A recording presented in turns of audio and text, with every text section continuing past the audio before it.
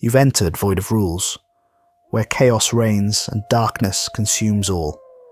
In this twisted realm where all laws have crumbled, only one rule remains, and those who break it are cast into eternal digital oblivion.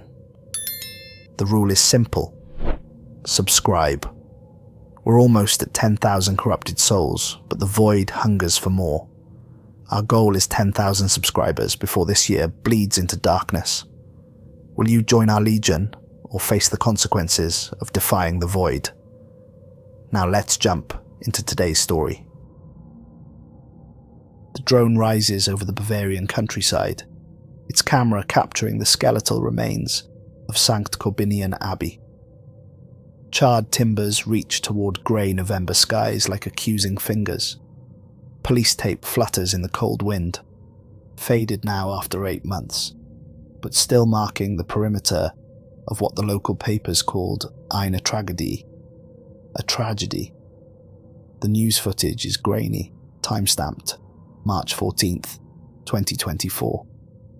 A somber reporter stands before the smoking ruins. Bavarian state police confirm that Father Wilhelm Haas, age 48, perished in a fire of undetermined origin. 3 other clergy members also lost their lives. Investigators say the blaze started simultaneously in multiple locations within the Abbey's medieval crypt. But there's something the news didn't report, something the investigators kept from the press. Inspector Klaus Berger of the Bavarian State Police leans back in his chair, hands clasped behind his head. The fluorescent lights of his Munich office cast harsh shadows across his weathered face. Outside, the winter sun sets early, painting the city in shades of amber and grey. He's been with the force for 23 years, worked homicides, organised crime, drug trafficking. He thought he'd seen everything human beings were capable of doing to each other. He was wrong. When we found Father Wilhelm Haas, he was clutching something in his hands. The coroner said he'd been holding it so tightly for so long that it had burned itself into his palms. We had to surgically separate it from the tissue. He pauses, his jaw tightening. The memory still bothers him, and Berger isn't a man who's easily bothered. It was a piece of bone, ancient, maybe 5 centimeters long, yellowed with age. The Vatican sent people to collect it within 36 hours. Not local church officials, Vatican representatives. They flew in from Rome, showed credentials I'd never seen before, and took everything. The bone, Wilhelm's notebooks, his computer, his personal effects. They didn't ask questions. They didn't offer explanations. They just took it all and left. That's when I knew this was something bigger than a simple fire. The camera cuts to archival footage, photographs laid out on a table. A man in clerical collar smiles at the camera, eyes bright with intelligence and warmth. Wilhelm Haas looked younger than his 48 years, with sandy hair just beginning to grey at the temples, and the kind of face that put people at ease. In photo after photo, he's surrounded by books, or standing in the Abbey's archives, or sharing a meal with other clergy members. There's a vitality to him, an intellectual curiosity that seems to radiate from every image. The last photo in the sequence, taken just 2 weeks before his death, shows a different man. His face is gaunt, his eyes shadowed with sleeplessness. But there's something else there too, an intensity that borders on fervour. He's looking off camera at something outside the frame, and his expression is one of absolute certainty. Sister Anna Dietrich sits in her small apartment in Freising, hands wrapped around a cup of tea that's long gone cold. The apartment is modest, furnished with the practical simplicity of someone who's taken vows of poverty seriously. A crucifix hangs on one wall, a photograph of Pope Francis on another. She's 67 years old, been the housekeeper at Sankt Korbinian Abbey since 1998, watching priests come and go, witnessing the daily rhythms of monastic life. But she'd never seen anything like what happened in those final weeks. Father Wilhelm was the gentlest soul, she says, her voice thick with grief. He loved history, especially church history. The Abbey's archives were his sanctuary. He could spend hours down there, reading documents that were older than most European cities. He'd come up for dinner with dust in his hair and this look of pure joy on his face, excited to tell you about some papal letter from 1347 or a land dispute from the Crusades. She looks down at her hands, worn from decades of work. He was ordained in 1999, came to us fresh from seminary, full of idealism and faith. I remember thinking he'd move on to bigger things, you know? A professorship somewhere, maybe Rome. The Vatican Library would have been lucky to have him. But he stayed. 14 years. He said the archives here were too precious to leave, that someone needed to be their guardian, that these documents were windows into how ordinary people lived their faith in the Middle Ages, and that mattered more than any prestigious position ever could. The Abbey's archives sprawl beneath the main chapel, a labyrinth of stone chambers, built in layers over 9 centuries. The oldest documents date to 1142, kept in climate-controlled cases that were installed in the 1980s when the church finally acknowledged that preserving medieval manuscripts required more than just cool, dry cellars. Medieval manuscripts on vellum, ledgers recording harvests and tithes, letters from bishops and kings, contracts and disputes, and the mundane business of running a monastery in an age when the church was one of Europe's greatest landholders. Wilhelm's academic work had made the collection famous among medieval historians. He'd published 17 papers, each one meticulously researched, each one adding to humanity's understanding of medieval Bavaria. His last published work, in 2022, was a reconstruction of daily life at the Abbey in the 13th century, based entirely on surviving financial records and correspondence. Reviewers praised it as a masterwork of historical scholarship. The footage shifts to security camera recordings, time-stamped and grainy. Wilhelm moves through the archives like a man visiting old friends, running his fingers along the spines of bound volumes, his lips moving as he reads Latin inscriptions by the light of his desk lamp. In one sequence, dated September 2023, he pauses before a particularly old manuscript, opens it with careful reverence and spends 20 minutes reading, completely absorbed. When he finally closes it, he's smiling. November 3rd, 2023. A Thursday morning, cold and damp. Franz Hoffmann pulls up to the Abbey in his engineering firm's van, accompanied by 2 colleagues and a trailer full of ground-penetrating radar equipment. The Abbey's administrator had hired them to assess water damage in the crypt. Nothing unusual for a structure built in the 12th century. Medieval stonework doesn't age gracefully in Bavaria's wet climate. The region gets over 1,000 millimeters of rain per year, and moisture has a way of finding every crack in ancient masonry. Hoffmann is a broad-shouldered man in his 50s, the kind of engineer who's seen everything over 30 years in the business. He speaks with the casual confidence of someone who deals in facts and measurements, who solves problems with math and physics rather than intuition or guesswork. The crypt was built in stages, he explained, standing in his phrasing office with blueprints spread across his desk. The western section is original, probably 1140s or 1150s. Classic Romanesque architecture, thick walls, rounded arches, very solid construction. But the eastern wall was different. Newer stones, different mortar composition. We estimate 13th or 14th century construction. That alone wasn't unusual. Medieval buildings are like archaeological sites, layers upon layers. You add a wing here, reinforce a wall there, repair damage from wars or fires. Buildings evolve over centuries. But the ground-penetrating radar revealed something else. A void behind the eastern wall, roughly 3 meters wide and 4 meters deep. A sealed chamber that wasn't on any architectural drawings, not in the Abbey's records, not in any historical survey conducted over the past 2 centuries. Hoffmann's colleague, Thomas Richter, was the one operating the GPR unit when the anomaly appeared on the screen. "I thought it was an error at first," Richter recalls. You get false positives sometimes, especially with old buildings. Irregular density in the stonework, pockets of air from degraded mortar. But this was too regular, too defined. It was definitely a void, and it was definitely intentional. Hoffman called the administrator immediately. This kind of discovery, especially in a religious building, it requires protocols. You don't just start knocking down walls. There could be historical artifacts, maybe a forgotten burial chamber. These monasteries have been around for almost 1,000 years.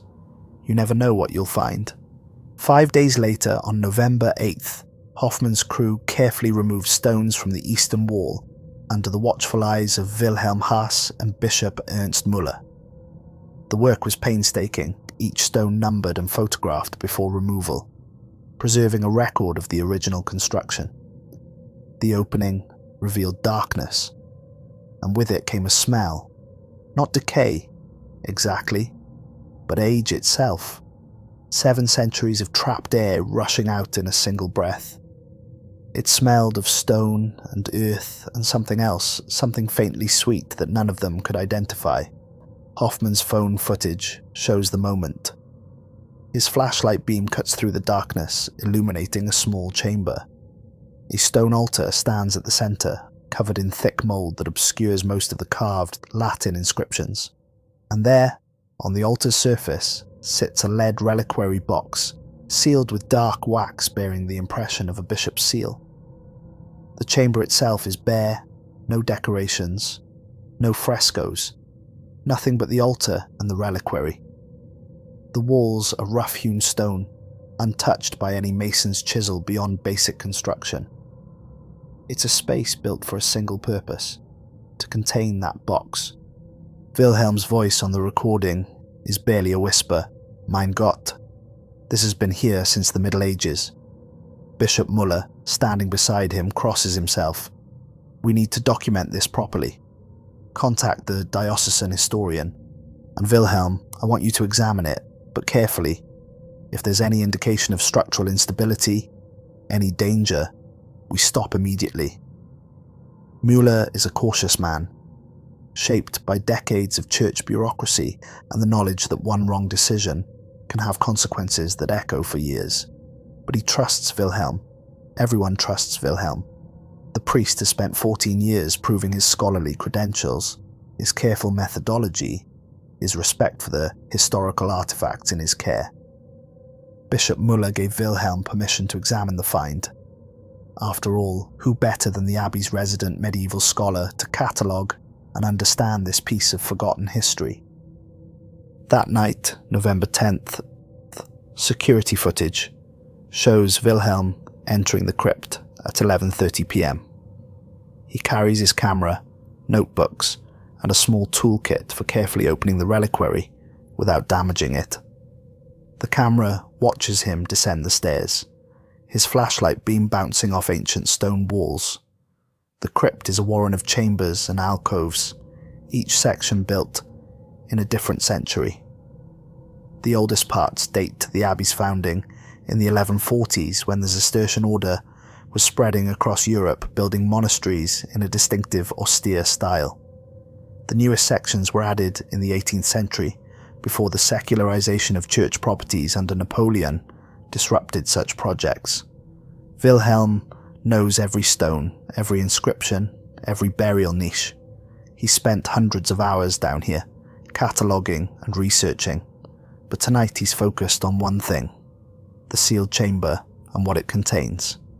He doesn't emerge until 6:45 a.m. The photographs he took that night are now part of the official investigation file. The reliquary, roughly the size of a shoebox, bears intricate engravings along its sides, geometric patterns interwoven with Latin phrases. The craftsmanship is remarkable, the work of a master metalworker who understood that this box needed to last centuries. The wax seal shows the symbol of Bishop Conrad II of Freising, who served from 1258 to 1279. Conrad was a political bishop, deeply involved in the conflicts between the Holy Roman Empire and the papacy that characterized the 13th century. He left extensive records, letters and decrees and administrative documents. But nowhere in any of his surviving correspondence is there mention of this chamber or what it contains. But it's what was inside that changed everything.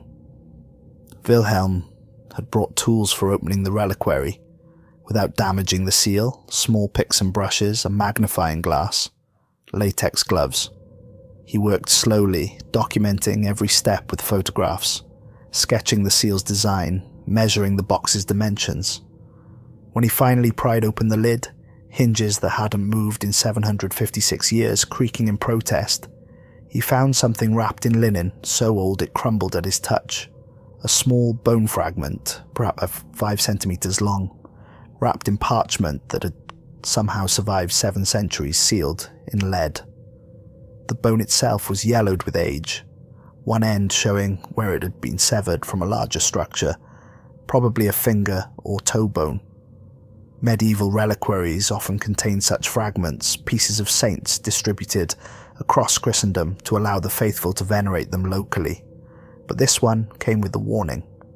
The parchment itself was covered in cramped Latin script, written in a hand that suggested urgency, perhaps even fear. The ink had faded to brown but was still legible. Wilhelm's translation, written in his journal that night, reads, "Here lies the condemned relic of Corbinian the heretic, sealed by order of Bishop Conrad II of Freising, year of our Lord, 1267. Let no man disturb this prison, for the spirit within seeks only corruption. May God forgive us for preserving what should have been destroyed, but we dare not release his essence to fire or earth. The flames rejected him, the ground would not receive him, and so we seal him in lead and consecrated stone. Here he must remain, entombed until the final judgment, when Christ himself shall render verdict on this soul. May the seal hold, may the stone endure, may no curious hand open what we have closed." Wilhelm's journal entry continues in handwriting that grows increasingly excited, increasingly erratic. This makes no sense. Saint Korbinian founded this abbey in 724 AD. He's buried in Freising Cathedral, canonized, venerated. His feast day is celebrated every November 7th. There's no record of any heretical Corbinian. What did they find in the 13th century that they had to seal away and erase from history? Why preserve a relic if they believed it was corrupted? The Church has always been clear about heretical remains. Burn them, scatter the ashes, erase all physical trace. But here, they specifically say the flames rejected him and the ground would not receive him. What does that mean? And why call it a spirit seeking corruption? Relics don't have spirits. They're just bones, physical remains, objects of veneration but not active agents, unless they believed something else, unless they feared something else, unless they encountered something that didn't fit their theological framework and sealed it away because they didn't know what else to do. The handwriting becomes more scattered across the page, thoughts jumping from one idea to another. I need to research this. Bishop Conrad's papers are in the diocesan archives in Freising. There might be references, something that explains this. A heretical movement in the 1260s. The Inquisition was active in Germany during this period, pursuing Cathars and Waldensians and other groups deemed threatening. Could this Corbinian have been part of one of those movements? But why use the name Korbinian? That's not a common name. It's specifically associated with this abbey. Was it an attempt to appropriate the founder's legitimacy? Or something else? He writes late into the night, documenting every detail of the reliquary, every word of the Latin inscription, every dimension and measurement. But toward the end of the entry, the tone changes.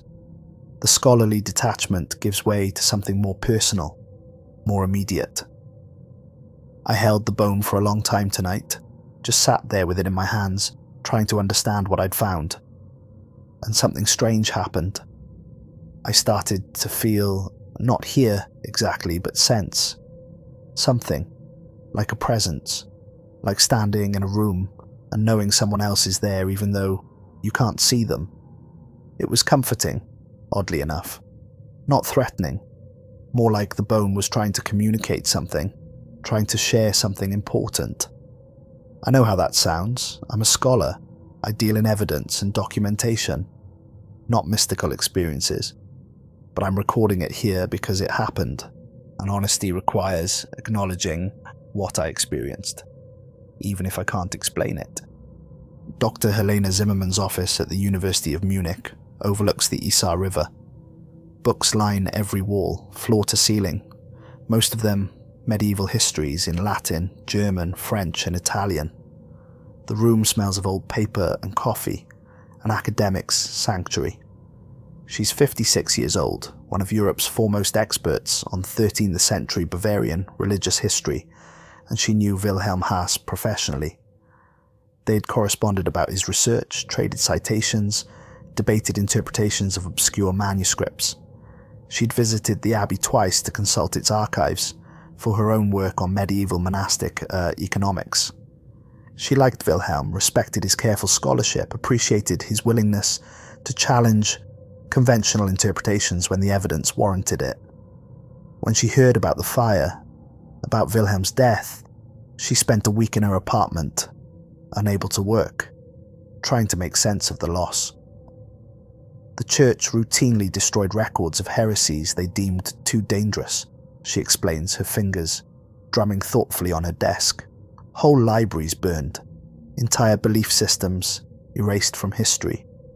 The Cathars in southern France, the Waldensians in Italy, the Lollards in England, all suppressed with varying degrees of violence, their writings destroyed, their leaders executed. The church saw heresy as a contagion that needed to be eradicated completely, root and branch. But to seal a relic instead of destroying it, that's unusual. That suggests they feared what might happen if they tried. She pulls out a leather-bound volume, opening it to a bookmarked page. Medieval bishops believed in spiritual warfare, in the very literal sense. They believed demons could inhabit objects, that cursed relics could spread evil like a contagion. There are documented cases of bishops ordering objects destroyed because they were believed to be sources of malevolent influence. But sealing something away? That's rarer. That suggests they encountered something they didn't understand, something their theology didn't adequately explain. She pauses, choosing her words carefully.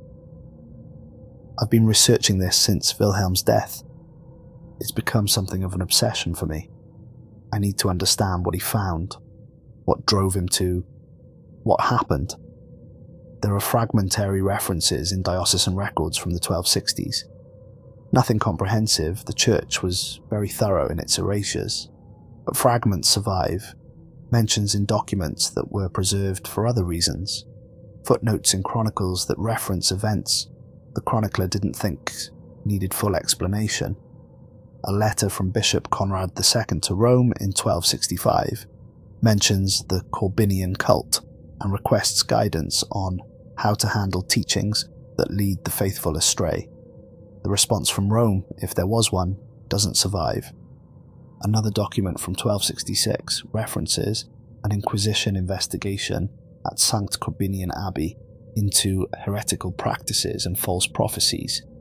Again, no details about what they found or what actions were taken, just the bare fact that an investigation occurred. She looks up, her expression grave. But there's one more thing. A financial record from the Abbey dated 1267 shows an unusual expenditure. Payment to a master mason for construction of a penitential chamber and purchase of lead, wax, and consecrated materials. The amount is significant, suggesting substantial work. That's the last reference to anything unusual. After that, silence. Whatever happened there, in 1267, the church buried it thoroughly, and Wilhelm found it. She stands, walks to her window overlooking the river. Students walk along the banks below, laughing, living their lives. unaware of the dark histories that scholars like Zimmermann spend their careers excavating. Whatever happened there in the 1260s, it scared them badly enough to take extraordinary measures, not just execution, not just burial in unconsecrated ground, but active containment. They built a prison for a relic. Think about what that means. Think about what they must have believed they were dealing with. Between November 12th and November 20th, Wilhelm Haas stopped attending morning mass. For a man who'd never missed daily prayers in 14 years, this was remarkable. Sister Dietrich would bring him meals in the archives, finding him hunched over medieval manuscripts, his notebooks filled with translations and theories. He barely touched his food, she recalls. I'd leave him a plate and come back 6 hours later to find it untouched. He'd lost weight, maybe 5 or 6 kilograms over those 8 days. His eyes had this intensity I'd never seen before, like he was looking at something the rest of us couldn't see. When I asked if he was feeling well, he'd smile at me, but it wasn't his normal smile. It was distant, like he was thinking about something I couldn't begin to understand. He said, "I'm fine, Sister Anna, better than fine. I'm discovering something extraordinary, something that's going to change how we understand medieval spirituality." I asked him to eat something, and he just nodded and went back to his reading. I don't think he even heard me. The notebooks from those 8 days read like a man obsessed. Wilhelm worked backward through centuries of church records, searching for any mention of a heretical, Corbinian, or teachings that had been suppressed. He pulled every reference to the 1260s, every document that mentioned Bishop Conrad II, every fragment that might shed light on what had happened at the Abbey.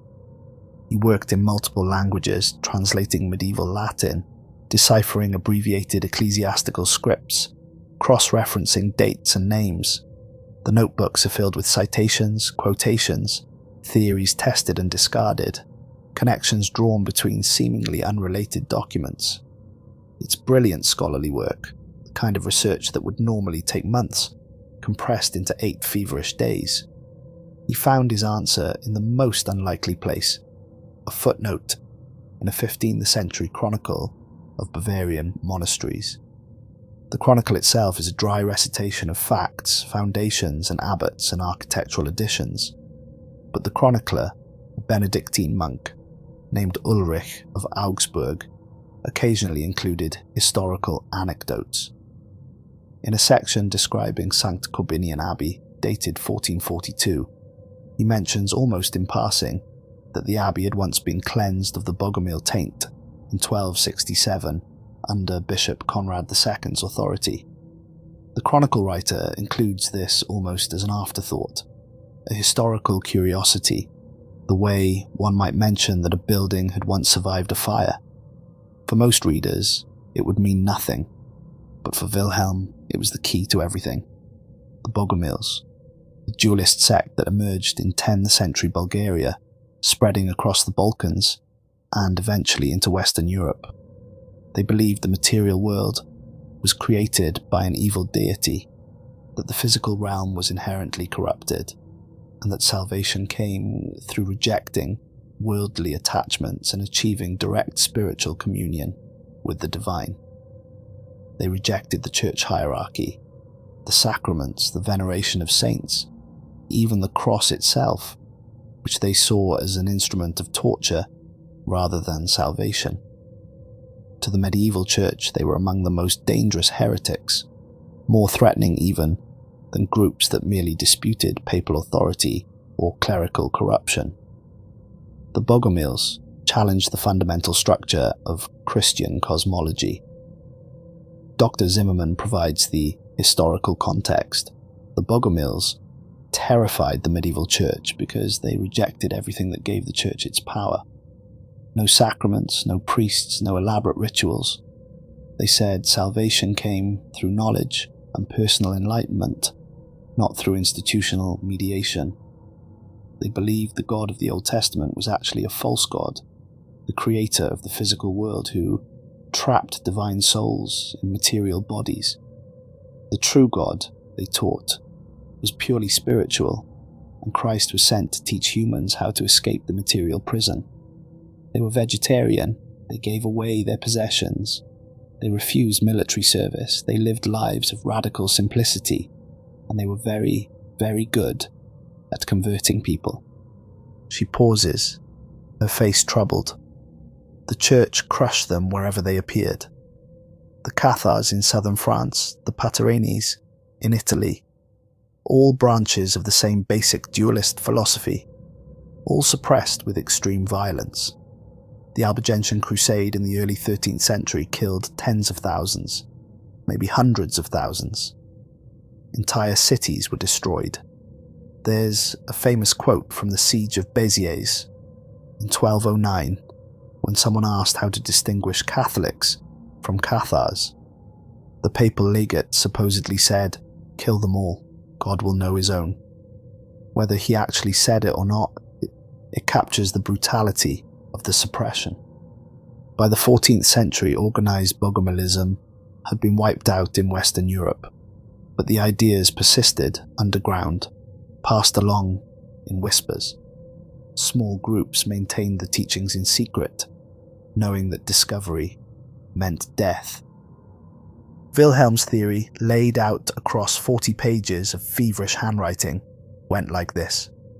In the 1260s, a Bogomil missionary arrived in Bavaria.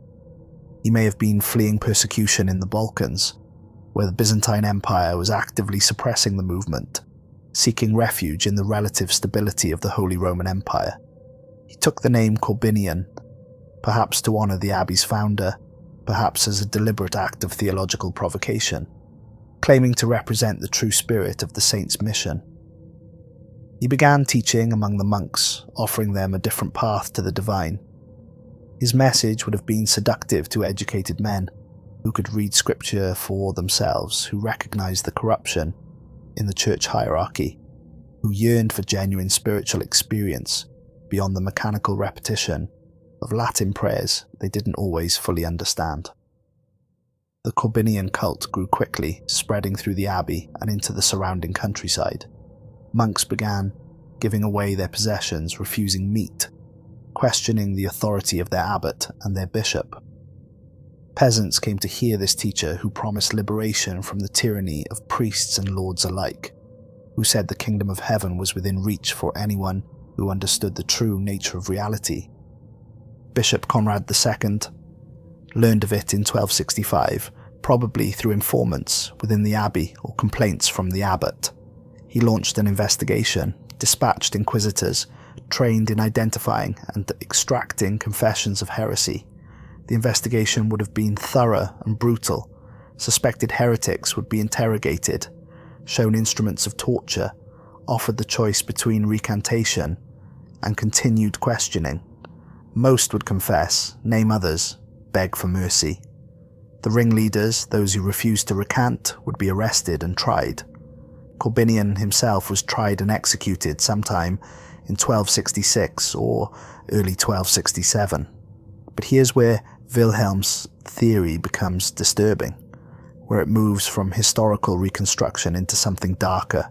They didn't just execute him, Wilhelm writes in his journal, the handwriting growing less controlled, the lines slanting upward across the page. They executed him and then they preserved his bones. Why? The usual procedure was burning at the stake, the fire purifying the heretic's corrupted flesh, the ashes scattered so no relic could be venerated by misguided followers. But they kept his bones. They kept them and sealed them with consecrated wax and lead. They hid them behind a wall, and they wrote warnings about his spirit-seeking corruption. They said the flames rejected him, and the ground would not receive him. What does that mean? The journal entry continues. I've been thinking about this for days, and I keep coming back to one possibility. What if something happened during his execution? What if the fire didn't consume him the way it was supposed to? There are stories of saints whose bodies wouldn't burn, who were preserved by divine intervention. But what if the opposite occurred? What if Corbinian's body resisted the flames, not through holiness, but through something else? Medieval witnesses would have interpreted it through their theological framework. An evil spirit, a demonic presence, something that defied the natural order. So they couldn't burn him, and they were afraid to bury him in consecrated ground, afraid his presence would corrupt it. Lead was used in the Middle Ages to contain things believed to be spiritually dangerous. It was thought to block supernatural influences, so they sealed him in lead and hid him away, the best solution they could devise to a problem that didn't fit their understanding of the world. He continues, the writing becoming more speculative, more personal. But what if the Bogomils were right? What if consciousness can transcend the physical? What if Corbinian achieved some state of awareness that persisted beyond death, embedded somehow in his physical remains? The medieval church would have seen it as demonic possession, as proof of his heresy. But what if it was something else? What if he found a way to exist outside the body, maintaining coherent thought and intention without biological substrate? The Bogomils taught that the material world was a prison, that true enlightenment meant freeing oneself from physical limitations. What if Corbinian actually achieved that, and his executioners encountered something they had no framework to understand? The handwriting becomes harder to read toward the end of the entry, the letters cramped and uneven, pressing hard into the paper. The fragments mention the voice that persists beyond death. I can hear it now when I hold the bone, not with my ears, deeper than that. It's like a resonance in my skull, in my chest, everywhere at once. It's teaching me, showing me things about the nature of reality that the church has spent centuries burying. Corbinian is not a heretic. He's enlightened. He saw through the illusions that trap us in cycles of suffering and ignorance, and he's been waiting 750 years for someone to listen, someone to understand, someone to help him complete the work that was interrupted by his execution. November 24th. Brother Matthias Keller, age 29, a junior priest who'd been at the abbey for 3 years, went down to the crypt to find Wilhelm. Matthias was worried about the older priest. Everyone was worried. Wilhelm's absence from Mass had been noticed and remarked upon. His gaunt appearance, his obsessive focus on the sealed chamber, his distracted responses to even simple questions, all of it added up to a picture of a man in crisis. Matthias liked Wilhelm, had learned a great deal from him about medieval history and careful scholarship. He felt he owed it to Wilhelm to check on him, to offer help if it was needed. The security footage shows him descending the stairs at 4:15 p.m, his expression concerned but calm. He disappears into the crypt's depths. 18 minutes later, the footage shows him emerging, his face transformed. The concern is gone, replaced by something that looks like wonder, or awe, or fear. He walks slowly, as if in a daze, his hand trailing along the stone wall for balance. The audio recording of his interview, taken just days before his hospitalization, is difficult to listen to.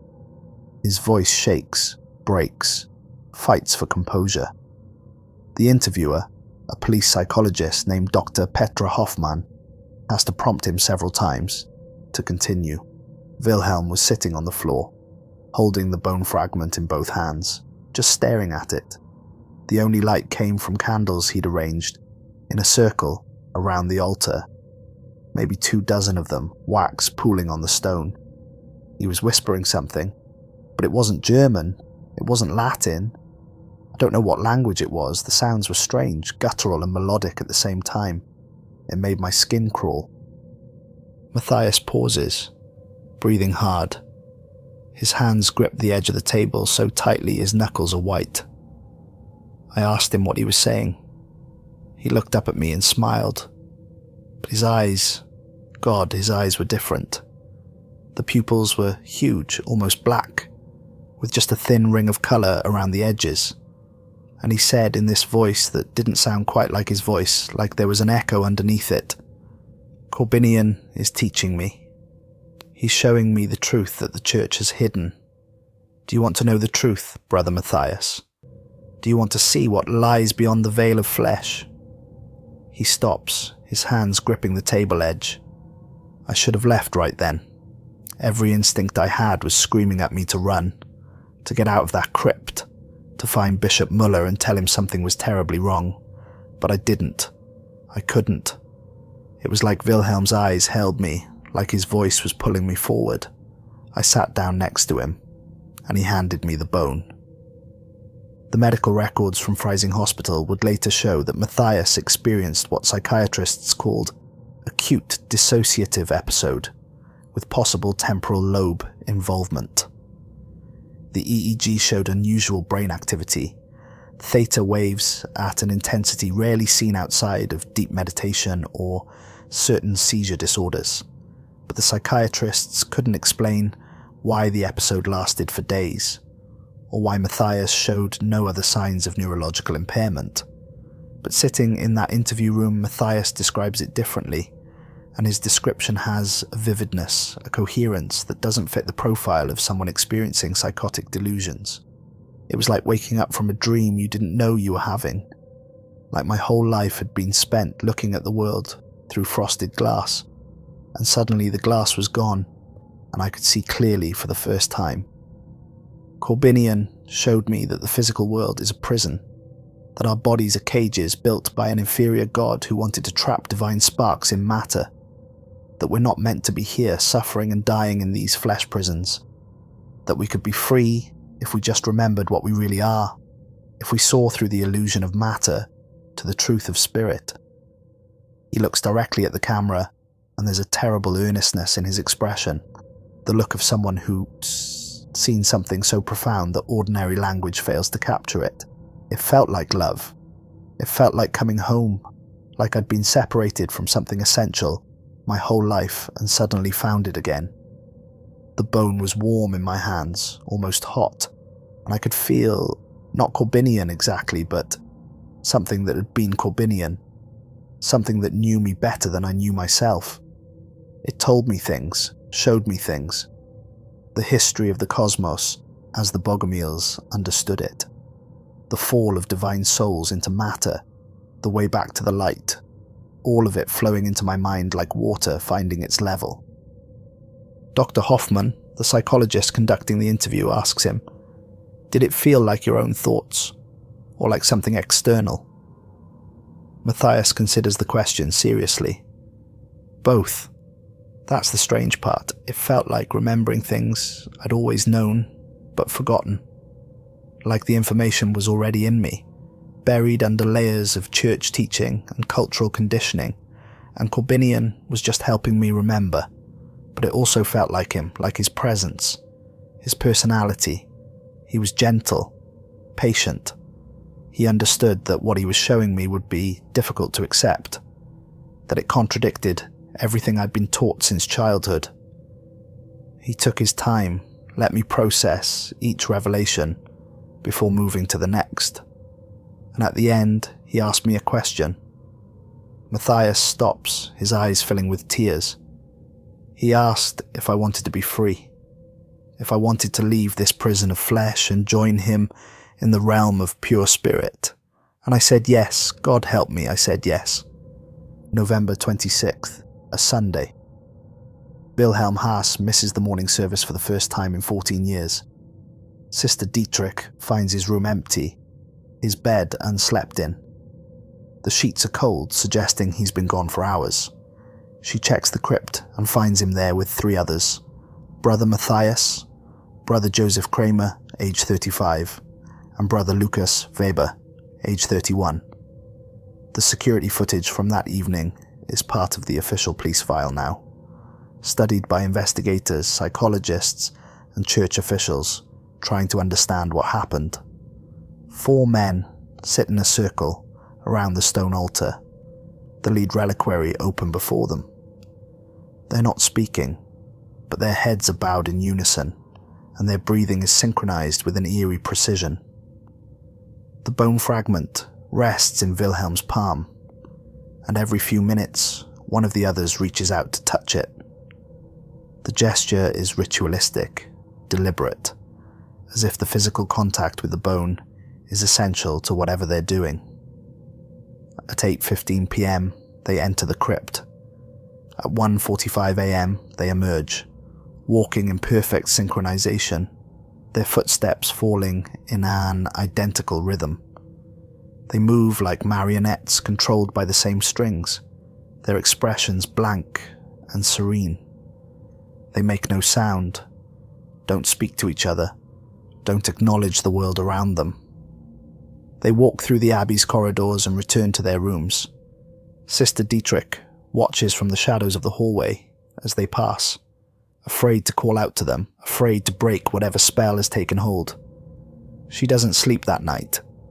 The pattern continues for 8 days, and with each passing day the strangeness becomes more pronounced. Every evening at 8:15 p.m, the 4 men descend into the crypt. Every night between 1:30 and 2 a.m, they emerge. The timing is precise to the minute, as if they're following a schedule set by an invisible hand. Other members of the Abbey community begin to notice changes beyond their absence from prayers and meals. The 4 men stop eating meat, consuming only bread, vegetables, and water. When questioned, they explain calmly that consuming animal flesh binds the soul more tightly to the material world, that purification requires rejecting everything that comes from suffering and death. They give away their personal possessions, leaving their rooms nearly empty except for sleeping mats on the floor. Brother Joseph donates his entire personal library, over 300 books collected over 15 years of priesthood, to the Abbey's collection without explanation. When the librarian asks why, Joseph simply says, "I won't need them anymore. Where I'm going, I'll have no need for books." Brother Lucas empties his savings account, 18,000 euros saved over a decade, and gives the money to a homeless shelter in Freising. He keeps nothing for himself, explains to the puzzled bank manager that material wealth is chains keeping him bound to an illusory world. Their speech patterns change. They begin finishing each other's sentences, speaking in unison without any visible coordination. Brother Matthias tells Sister Dietrich that the physical world is a prison and they need to be freed from it. She asks him what he means, and he looks at her with infinite compassion and says, "You'll understand soon, sister. When the door opens, everyone will see. The veil will be torn away, and we'll all remember what we are." Teresa Hoffmann, the Abbey's cook for 20 years, a practical woman who's seen her share of eccentric clergy, finds strange drawings in the kitchen on December 6th. Someone has used a black marker to draw the bishop's seal from the reliquary, the symbol of Bishop Conrad II, hundreds of times on sheets of paper. The drawings are arranged in spiral patterns, each seal slightly smaller than the last, creating a dizzying effect when you look at them. The spirals all converge on a central point, where someone has written in Latin, "Porta introrsus patet." The door opens inward. She brings the drawings to Sister Dietrich, her hands shaking. "This isn't right," she says. "Something's very wrong with those 4 men. I don't know what it is, but it's not holy. It's not anything like holy." Bishop Ernst Müller receives a call from Sister Dietrich on December 7th. She's frightened, she says, her voice trembling over the phone. The 4 priests are behaving strangely, and it's getting worse each day. They speak in unison sometimes, finishing each other's sentences. They've stopped sleeping more than 3 hours a night. She's seen lights in the crypt at all hours, heard strange chanting that doesn't sound like any prayer she's ever heard, and she found Wilhelm in the chapel at 4 a.m, prostrate before the altar, weeping and repeating the same phrase over and over, "I see it now. God help me, I see it now." Müller drives to the Abbey that morning, arriving before dawn. He finds Wilhelm in the chapel, exactly as Sister Dietrich described. The priest is lying face down before the altar, his arms spread wide in a posture of supplication or surrender. He's weeping, tears streaming down his face, but When Muller approaches and puts a hand on his shoulder, Wilhelm looks up and smiles. It's not a smile of distress. It's a smile of profound joy, of ecstatic revelation. "Your Excellency," Wilhelm says, his voice hoarse from weeping. "I understand now. Everything. The whole terrible, beautiful truth. We've been lied to for so long, but Corbinian is showing us the way back. Back to what we were before the fall. Before the imprisonment in flesh." Muller helps Wilhelm to his feet, notes the weight loss, the shadows under his eyes, the tremor in his hands. "Wilhelm, you need rest. You need to eat. And you need to stop whatever you're doing in that crypt. This isn't healthy. This isn't right." Wilhelm shakes his head gently, patiently like a teacher, correcting a well-meaning but mistaken student. "It's the first right thing I've done in my entire life, Your Excellency. Everything before was sleepwalking, going through the motions of faith without understanding what faith really means. But now I'm awake. We're all waking up, the four of us. And soon others will wake too. The door is opening." December 8th. Wilhelm requests a formal meeting with Bishop Muller. They meet in the Abbey's small parlour, a room with tall windows overlooking the forested hills. It's a cold afternoon, snow beginning to fall, the first of the season. The room is warm, a fire burning in the hearth, but Muller feels cold anyway. Bishop Muller is 64 years old, a career clergyman who's seen his share of crises in 40 years of service. He's dealt with financial scandals, with priests who've lost their faith, with conflicts between tradition and modernity, with the slow decline of religious participation in an increasingly secular Germany. He thought he'd seen everything. But sitting across from Wilhelm that morning, he feels something he hasn't felt in decades. Genuine fear. Wilhelm wanted permission to continue studying the relic. Muller recalls later, his office in Freising, warm despite the winter cold outside. He was very calm, very articulate. He laid out a whole theory about the Bogomils, about dualist theology, about consciousness persisting beyond death. It was brilliant, actually, the kind of scholarship that would normally be published in major journals. But then he said something that made me realize how far gone he was. He said, "Your Excellency, what if the Bogomils were right? What if the Church has spent 2,000 years enforcing a lie? What if the physical world really is a prison, and Christ came to teach us how to escape it, but his message was corrupted by people who wanted power?" He wasn't speaking hypothetically. He believed it, completely. And he wanted me to authorize further research to help him document what he was discovering, to prepare a paper that would revolutionize our understanding of medieval heresy. Muller leans forward, his hands clasped on his desk. I told him no.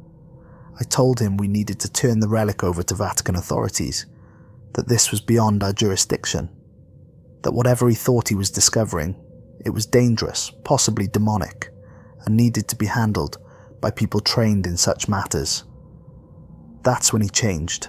His face went hard, and he stood up abruptly. He said, "Corbinian showed me that the Church has been lying since Constantine, that it took a genuine mystical tradition and turned it into a tool of political control, that priests like you have spent 1,700 years keeping people enslaved to fear and ignorance."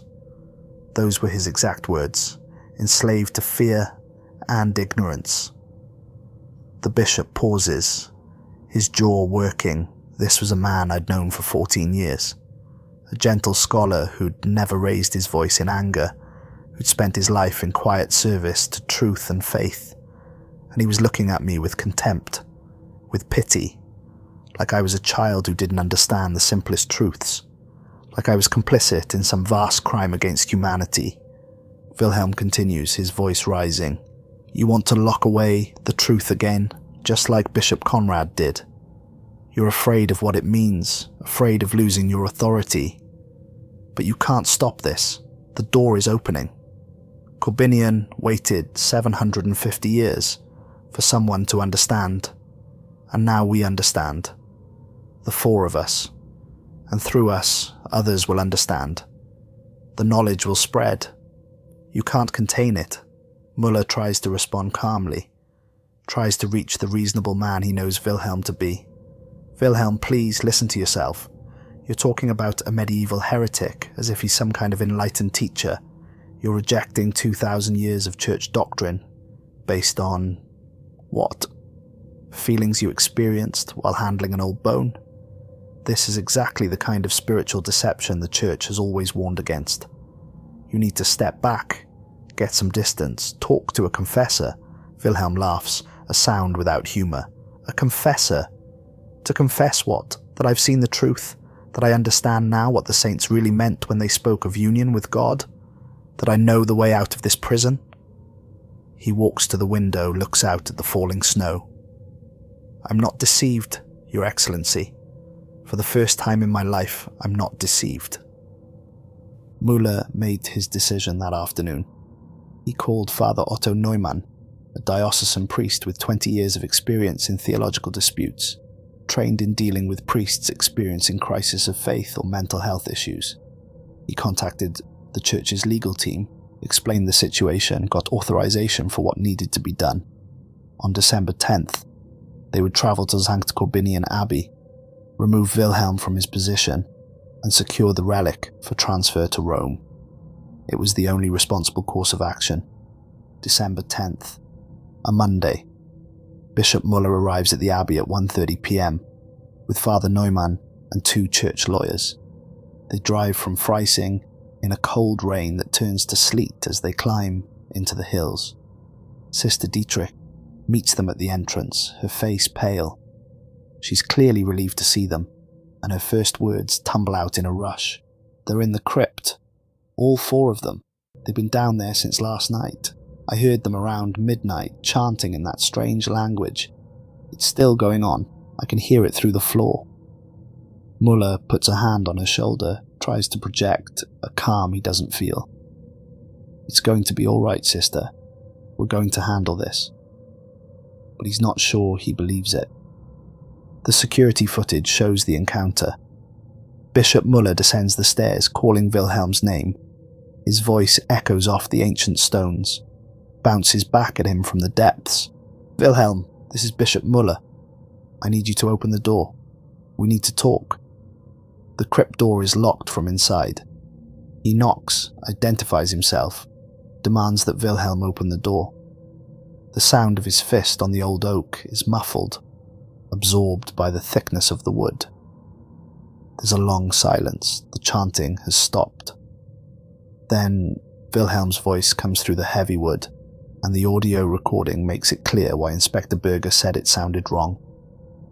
It's layered, as if multiple voices are speaking in unison, not quite synchronized enough to blend, but close enough to create an unsettling echo effect. We're not finished, Your Excellency. Corbinian has shown us the path. We understand now what the Church has spent centuries hiding. The divine spark exists in all of us, trapped in flesh by an inferior creator. But we can be free. We can transcend. You can join us in this work, or you can leave us to complete it in peace. Father Neumann steps forward, his voice firm but compassionate. Wilhelm, Brother Matthias, Brothers Joseph and Lucas, please listen to me. Whatever you think you're experiencing, it's not from God. The true God doesn't work through sealed relics and secret knowledge. He works through grace, through the sacraments, through the church Christ founded. You're being deceived by something masquerading as enlightenment. Please open the door. Let us help you. The voice that answers is patient, almost gentle, but utterly immovable. Your theology is built on lies, Father Neumann.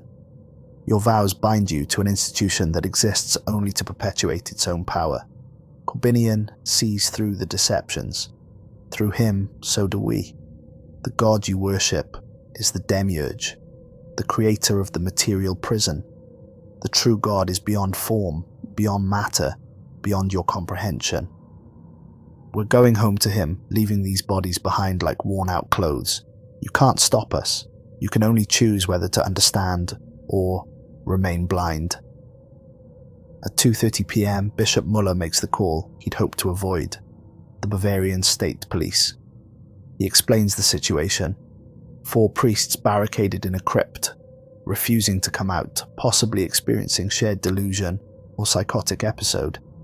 He needs them removed for their own safety. Inspector Klaus Berger arrives at 3 p.m. with 4 officers and equipment for forcing entry. He's handled hostage situations, barricaded suspects, domestic disputes gone violent, every kind of crisis that requires tactical entry, but he's never dealt with 4 Catholic priests locked in a medieval crypt. The situation is bizarre enough that he's not quite sure how to approach it. Are they hostages or suspects? Victims or threats? He decides to treat it as a welfare check, a situation where people might be in danger and need help whether they recognize it or not. It took us 15 minutes to get through that door, he recalls. Solid oak, maybe 6 centimeters thick, reinforced with iron bands. Medieval craftsmanship, built to last centuries. We had to use a battering ram, and even then, it took repeated impacts. When we finally breached, the smell hit us first. Not decay, it was actually kind of sweet, like incense but different. Thicker. It made my head feel foggy, made it hard to think clearly. One of my officers had to step back, said it was making him nauseous. The scene inside was surreal. The 4 men sat in a circle around the stone altar, facing inward, hands resting on their knees. Candles burned around the perimeter of the circle, 36 of them, Berger counted later. They'd burned down to different heights, suggesting they'd been lit at different times, maintained throughout the night and into the day. The lead reliquary sat open on the altar, and Wilhelm Haas held a small bone fragment pressed against his forehead, his eyes closed in what might have been prayer, or meditation, or something else entirely. They were absolutely still, Berger continues, not moving, not blinking. Their breathing was synchronized, perfectly matched. I announced our presence, identified myself as police, ordered them to stand up and come with us. Nothing. It was like they couldn't hear us, like we didn't exist in whatever reality they were inhabiting. I repeated the order, louder this time, still nothing. I nodded to one of my officers to approach Wilhelm, to physically remove him from the circle. That's when everything happened at once. All 4 men collapsed simultaneously. Not gradually, not one after another, but in perfect unison.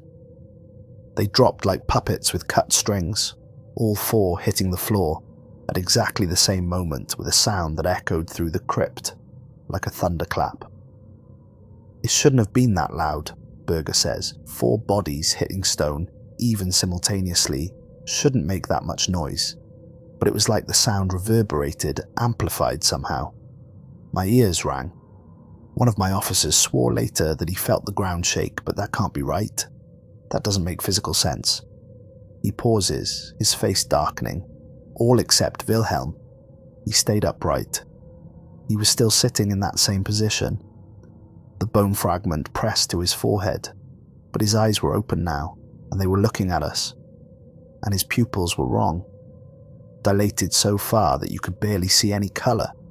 Just huge black discs with thin rings of what might have been blue or grey around the edges. And he smiled at us. It wasn't a friendly smile. It was the smile of someone who knows a secret you don't, who finds your ignorance amusing. It was the smile of someone who's won a game you didn't even know you were playing. Wilhelm spoke. His voice was his own again, singular. Not that layered echo from behind the door, but there was something underneath it, a resonance that seemed to come from deeper than his chest, a harmonic that made Berger's teeth hurt. You cannot stop what has already begun. Corbinian was not a heretic. He was enlightened. He discovered the truth about the prison we call reality, and the church murdered him for it. They sealed his remains because they feared his consciousness would spread, would infect others with knowledge, would free them from the chains of ignorance and fear that keep humans docile and controlled. They were right to fear. But they couldn't stop him. They only delayed him for 750 years. But that's nothing in the scope of eternity. Now, through us, he speaks again. Through us, the door opens. The door that leads out of the prison of flesh, back to the realm of pure spirit, back to the God who is light without shadow, being without form. He lowered the bone fragment from his forehead, looked at it with an expression of profound love. We're going home, finally. After so many lifetimes trapped in matter, we're going home.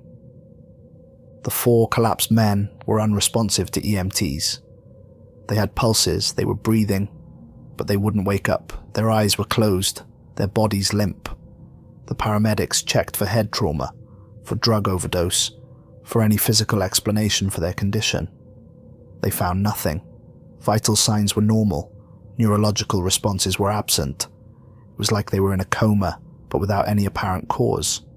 They were loaded onto stretchers and transported to Freising Hospital, arriving at 4:45 p.m. Dr. Michael Strauss was the attending physician in the emergency department, coming on shift just as the 4 patients arrived. A career ER doctor, he'd seen every kind of medical emergency in 20 years of practice.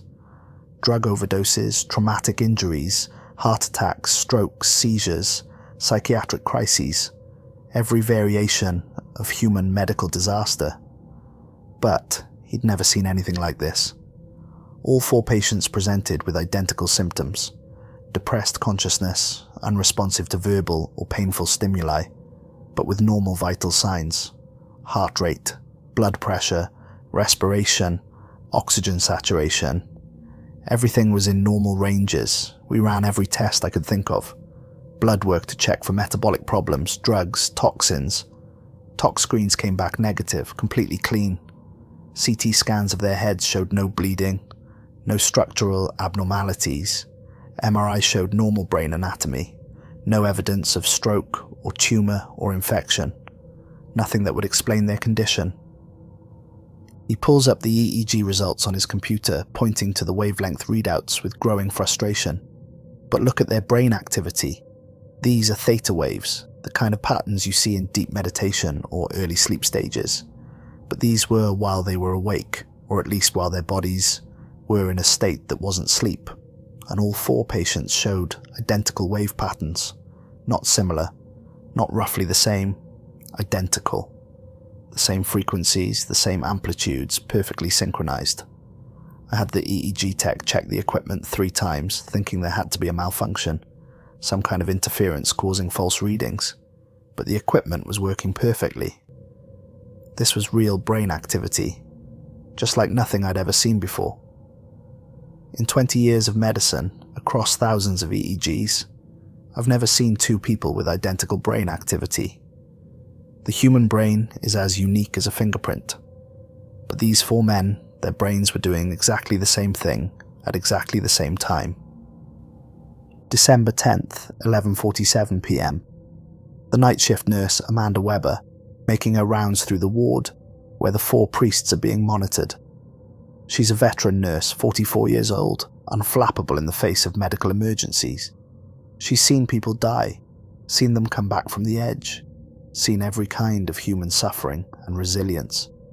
But when she hears the cardiac monitor's alarm, all 4 of them at once, a synchronized scream of electronic warning, she feels ice in her stomach.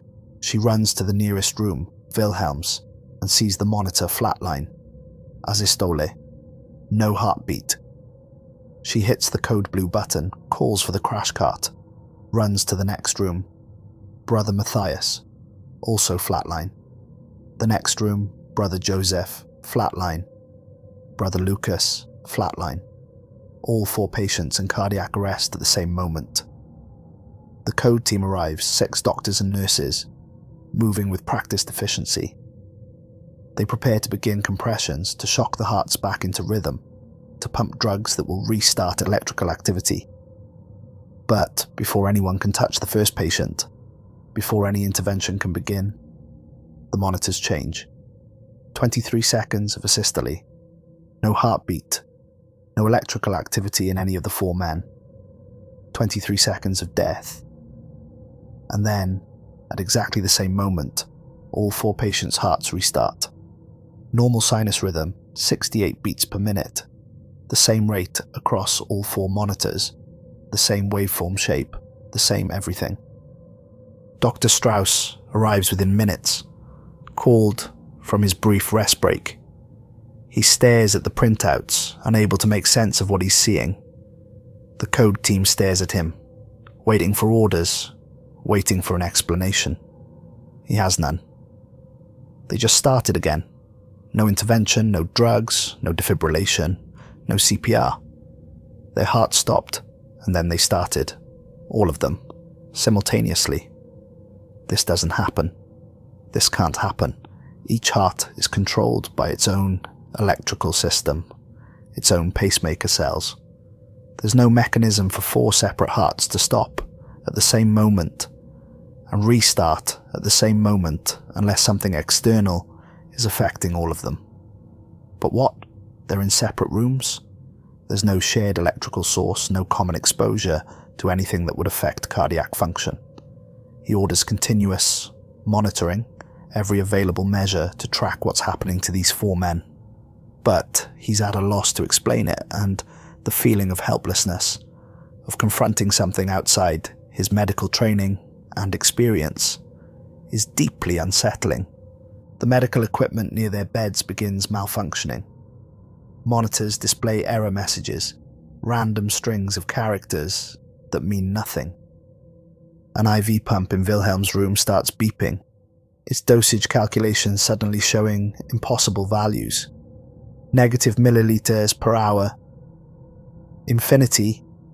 Nan. A blood pressure cuff inflates and deflates rapidly, unable to get a reading, the digital display cycling through numbers that make no medical sense. 300 400ths, 20 tenths, 0 zeroths.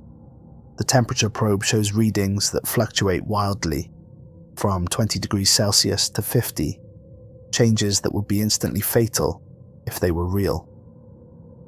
The EEG machines show activity that spikes off the charts, then flatlines, then shows normal theta waves cycling through states that should be impossible. The hospital's IT department is called, checks the equipment, finds nothing wrong with any of it. The machines are functioning correctly, they insist. If they're showing impossible readings, it's because they're measuring something impossible. At 1:15 a.m. on December 11th, Wilhelm Haas opens his eyes and sits up. The heart monitor shows his pulse is steady. His blood pressure is normal. He's moving smoothly with none of the confusion or disorientation that would be expected from someone who's been unconscious for hours. He turns his head to look directly at the security camera mounted in the corner of the room, the little black dome that watches every hospital room for patient safety. He stares at it, unblinking, for 3 hours. Nurse Weber, monitoring from the nurses' station, watches on the screen. Wilhelm doesn't move except for breathing. His eyes never blink, never waver from the camera lens. She considers going into the room, checking on him. But something stops her. Some instinct that says this is not a man who needs help, not a patient experiencing distress. This is something else. And if you watch carefully, you can see that the other 3 men are awake now too, sitting up in their beds, all of them staring at the cameras in their rooms. All of them wearing that same serene smile. All of them perfectly still, perfectly patient, perfectly synchronized in their vigil. December 12th, 4:30 a.m. The night nurse enters Wilhelm's room to check his vitals and finds the bed empty. The sheets are pulled back neatly, hospital corners still perfect. The IV has been removed carefully, the tape pulled off cleanly, no bleeding from the insertion site. The cardiac monitor leads are disconnected and coiled neatly on the bedside table. Wilhelm's clothes are gone from the small closet where they'd been stored. She checks the bathroom, empty. She runs to the next room, Brother Matthias, also empty. Brother Joseph, empty. Brother Lucas, empty. At 4:35 a.m, hospital security confirms that all 4 men have discharged themselves. The security footage shows them walking out the front entrance together at 4:22 a.m, moving in perfect synchronization. Their footsteps fall in the same rhythm, their arms swing at the same angle, they breathe at the same pace. They're dressed in the clothes they'd been wearing when they arrived, somehow retrieved from hospital storage without anyone noticing. They walk to the main road and climb into a taxi. The driver, a Turkish immigrant named Mehmet Yilmaz, is interviewed later by police. He says they were heading back to Sankt Korbinian Abbey. He says they didn't speak for the entire drive, just sat in silence with their hands folded in their laps, all 4 of them breathing in unison. He says it was the strangest fare he'd ever had, and he's been driving taxis in Bavaria for 15 years. He says he was glad when they got out, glad to be alone in his cab again, because their presence made him feel cold in a way that had nothing to do with the winter weather. By 6 a.m, they're back at the Abbey. Sister Dietrich wakes to the sound of chanting from the crypt. It's still dark outside, winter dawn, hours away. The snow has stopped, leaving everything silent and white. She wraps a robe around herself and goes to investigate, her slippers whispering on the cold stone floors. The chapel is full of candles, dozens of them arranged in circles and spirals, their light casting dancing shadows on the medieval stone. The patterns are deliberate, geometric, spiraling inward toward the crypt entrance. The chanting comes from below, rising through the floor, 4 voices blended into a single harmonic tone that seems to resonate in her bones, in her chest, in her skull. I heard chanting from the crypt, she recalls later, her hands shaking as she holds her cold tea. I'd never heard anything like it. It wasn't Latin, wasn't any language I recognized. The sounds were beautiful and terrible at the same time. It made me want to go down there, to join them, to add my voice to theirs. But it also made every instinct scream at me to run, to get out of the Abbey, to put as much distance as possible between myself and whatever was happening in that crypt. The 2 feelings fought in me, paralyzed me. I stood there in the chapel for I don't know how long, maybe 5 minutes, maybe 20, unable to move in either direction. She called Bishop Muller immediately, her hands shaking so badly she could barely dial the number. He answered on the second ring, his voice groggy with sleep. She explained what was happening, the words tumbling out in a panic. He told her to stay calm, stay away from the crypt. He was coming immediately. He arrived at 8:15 a.m. with Father Newman, both of them exhausted and frightened, but determined to end this. They barely slept, had spent the night on the phone with church officials in Munich and Rome, trying to figure out what to do, what authority they had, what protocols applied to a situation this far outside normal parameters. They found the 4 men in the crypt, back in their circle around the altar. The bone fragment rested in the center of the reliquary, placed there with care. The candles had burned down to stubs, wax pooling across the ancient stones. And the 4 men were completely still, barely breathing, their eyes closed in what might have been meditation or prayer, or the last stages of some spiritual transformation beyond anything the Christian tradition recognized.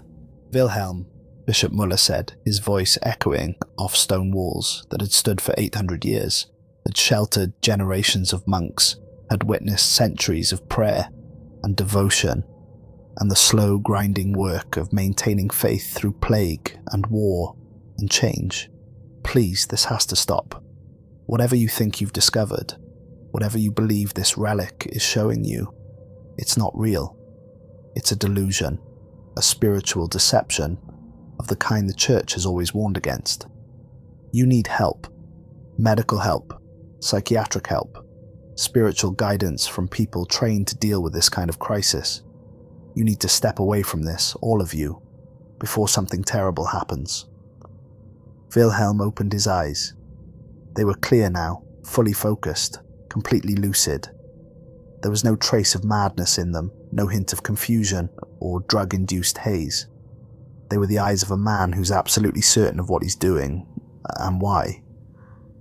When he spoke, his voice was gentle, almost sad, the voice of someone delivering difficult news to a loved one.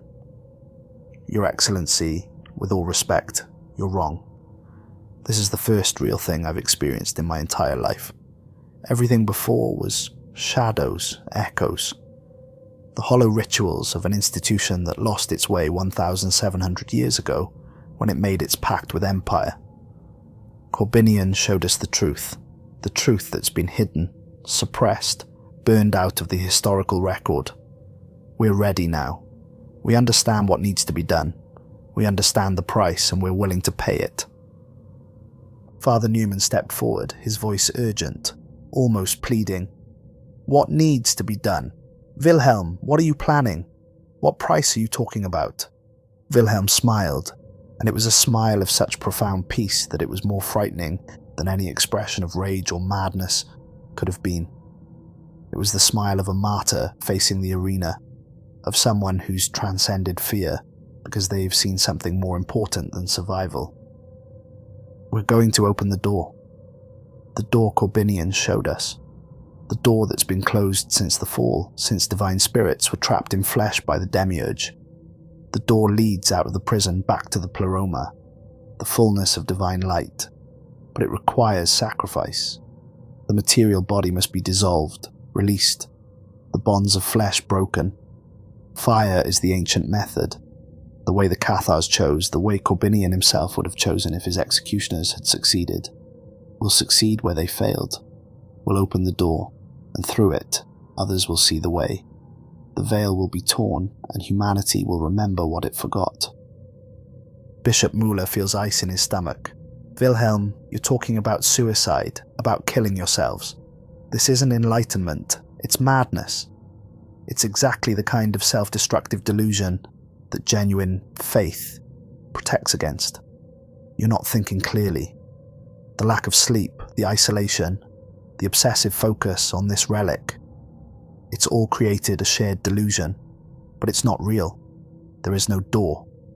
There's only death, and on the other side, judgment before the real God, the God of mercy and justice, not this false Gnostic fantasy you've constructed.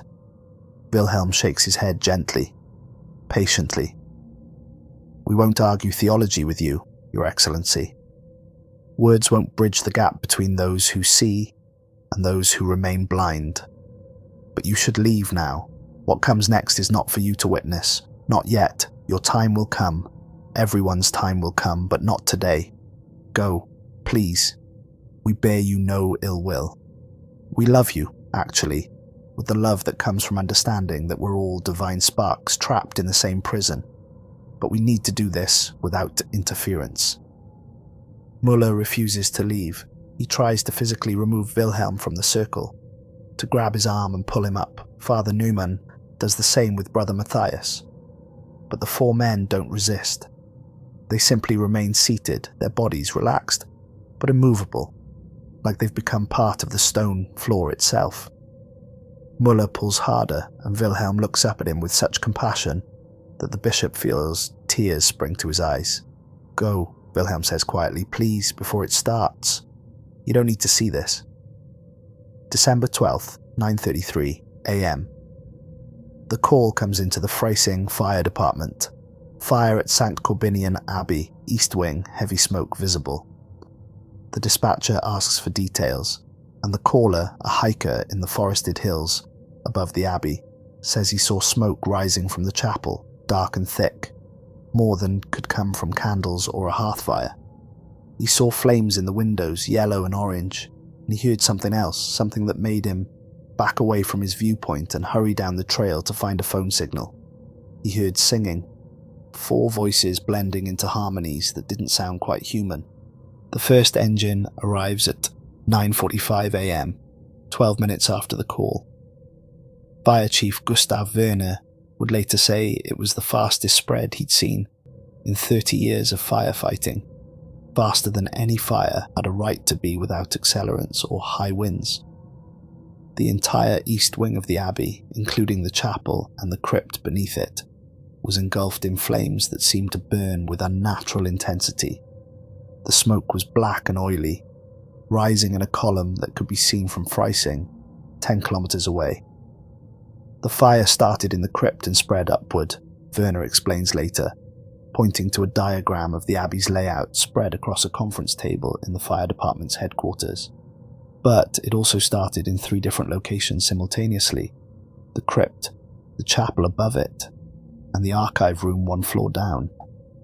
Our investigation team looked for evidence of accelerants, traces of gasoline, or other chemicals that would explain the rapid spread. They found nothing. No electrical faults. No obvious source of ignition. The fire just started burning in 3 places at once, as if something ignited the air itself. The stone walls contained the fire somewhat, the medieval masonry doing what it was designed to do, preventing the blaze from spreading to the western wing where the residential quarters were located. But the heat was intense enough to crack some of the stones, thermal stress causing fractures that would normally take hours of sustained burning to develop. Windows shattered, the lid came melting and dripping like water, the ancient glass exploding into fragments. Wooden roof beams, massive timbers, cut from old-growth forests in the 12th century, turned to ash in minutes. The chapel's wooden furnishings, the pews and altar rail and confessional boxes, burned like kindling. By the time firefighters could approach close enough to aim hoses at the flames, the structure was already gutted. The roof collapsed, the interior a furnace that drove them back with waves of heat, intense enough to blister exposed skin at 20 meters. By the time firefighters could enter the crypt, it was over. The fire had burned itself out, consumed everything burnable, and subsided to smouldering embers. The stone altar remained, blackened and cracked. The walls were scorched black, centuries of accumulated history erased in less than an hour. And in the center of the floor, arranged in a circle around where the altar stood, were 4 bodies. They lay in a circle, arranged with eerie precision. Their clothes were burned away, their skin blackened by smoke and heat, but they were clearly positioned deliberately. Their hands were arranged palm up, fingers extended toward the center of the circle, where the lead reliquary had melted into a pool of metal. Their faces, despite the damage from smoke and heat, seemed peaceful. The lead reliquary had melted in the heat, pooling on the altar's surface like mercury. But the bone fragment remained, sitting in the center of the molten lead, seemingly untouched by the fire. Its surface was clean, almost white, as if the flames had somehow purified, rather than destroyed it. And Wilhelm Haas's hands were ruined, burned so severely that the flesh had fused with something he had been gripping, something the forensic investigators would have to separate surgically during the autopsy. Dr. Sabine Koch conducted the autopsies at the Munich Institute of Forensic Medicine, a modern building of steel and glass where the dead yield their secrets to science. She's 52 years old, performed thousands of post-mortem examinations over her career, written papers on burn injuries and smoke inhalation, testified as an expert witness in dozens of arson cases. She approaches each autopsy with the same clinical detachment, the same systematic methodology. But the case of the 4 priests stays with her in a way few others have, haunts her quiet moments, intrudes into her dreams. All 4 men died of smoke inhalation, she explains, pulling up X-rays and photographs on her office computer. Carbon monoxide in the blood, soot in the airways, pulmonary edema. That's the primary cause of death, the smoke and heat damaging their lungs until they could no longer absorb oxygen. Death would have come quickly, within a few minutes of the fire starting. That's the only mercy in this case. She zooms in on photographs of Wilhelm's hands, the damage visible in stark detail. But Father Haas's hands showed injuries that occurred before the fire, or at least in its early stages while he was still alive and conscious. He'd been gripping something extremely hot for an extended period. We're talking sustained contact with a heat source of at least 200 degrees Celsius. The thermal damage penetrated deep into the tissue. Not just surface burns, but destruction of muscle and bone.